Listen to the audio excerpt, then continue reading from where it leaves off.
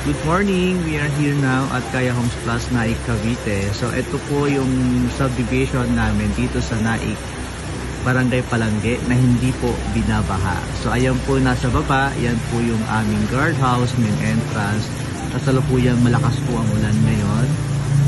So napapansin niyo po, ito po yung nasa harapan ko na bakanting lote. Yan po ay open for sale na po. Yan po ay pre-selling area na itatayo po dyan yung mga aming pabahay. So ang harap po niya ay pinaka main road at napakalapit po at sa main entrance.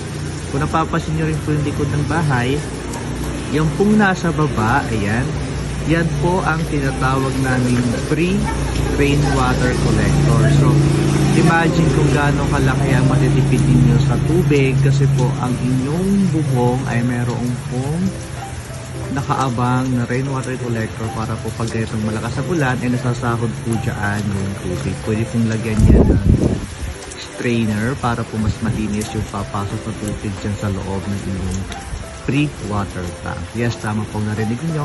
May libre pong free water tank upon rollover po ng inyong unit. So yan po ay connected. Nakita niyo po sa baba, meron po siyang abang. Yan po ay connected papunta sa inyong CR. So pag nag-flush po kayo ng inyong CR, yan po ang pangbuhos ng inyong CR. So pwede rin pong gamitin ang tubig na yan pang car wash ng inyong motor, ng inyong sasakyan. So pangdilig ng inyong mga halaman sa inyong mini garden since meron pa kayong bakanting lote sa inyong likod at sa inyong harap.